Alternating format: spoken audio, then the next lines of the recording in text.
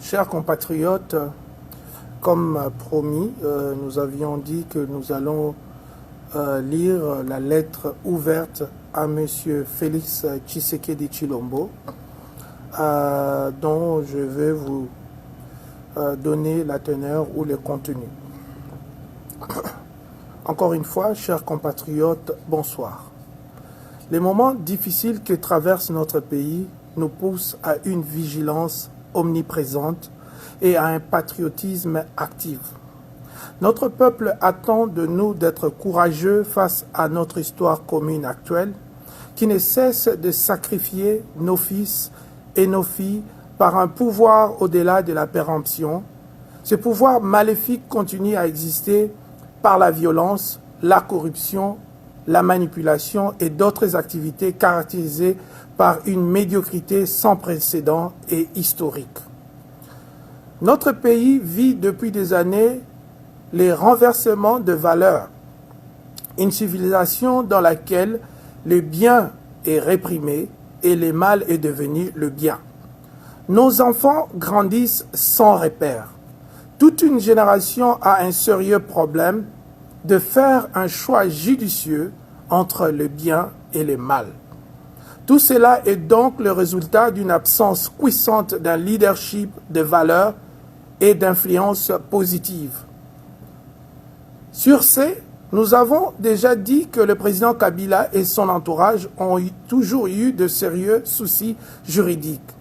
Au cas où ils quittaient le pouvoir, ainsi ils sont prêts à toutes sortes de manœuvres dilatoires pour se maintenir au pouvoir. Malgré leur échec de leadership et leur bilan faramineux en échec. Les Congolais de tous bords, Mswahili, Muluba, Mungala, Mukongo, sentent la férocité de cet échec dans leur vie quotidienne. Pas d'argent, pas de travail, pas d'éducation pour les enfants.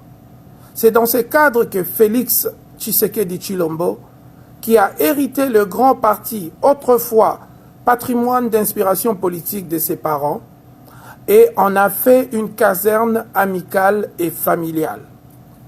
Toutes les personnes aux compétences avérées ont été remplacées par des personnes choisies à cause de leur groupe sanguin ou encore des positionnements de nature à avoir autour de lui des personnes vassalisées.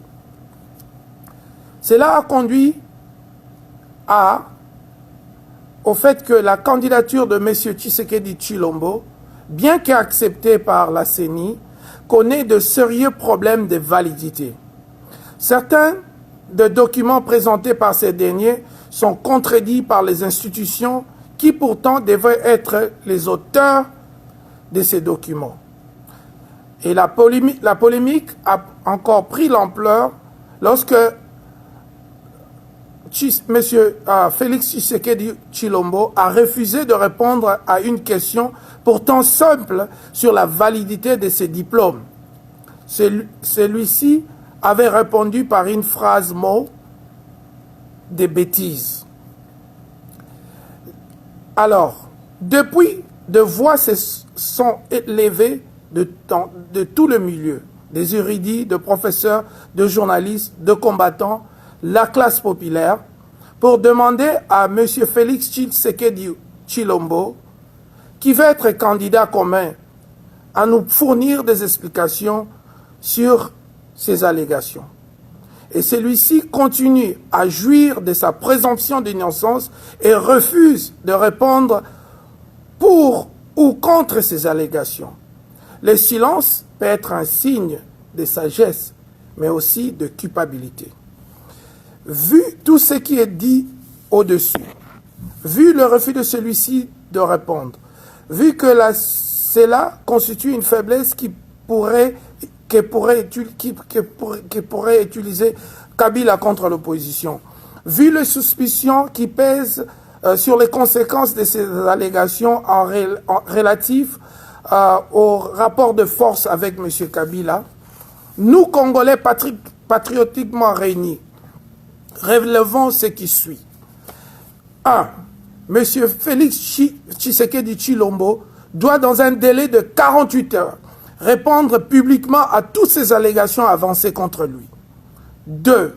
À défaut de répondre aux attentes du premier point, M. Félix Tshisekedi Tshilombo doit retirer sa candidature de la liste des élections présidentielles. Alors là, maintenant, je m'adresse à nous, Congolais.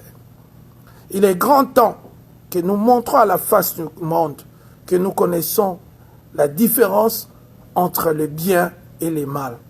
Il est grand temps que nous cessons de protéger les gens sur base tribale, amicale, népotique et tout ça. Il est grand temps que nous établissons un pays où règne réellement, alors là je dis réellement, l'état de droit.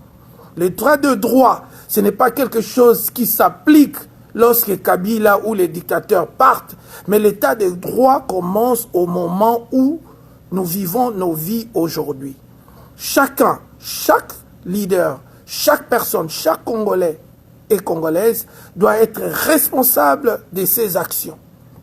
Alors en cela, nous faisons cela pour protéger nos enfants. Nous faisons cela parce qu'il est important, il est impérieux que nos enfants, que les Congolais savent que le bien existe et le mal existe aussi.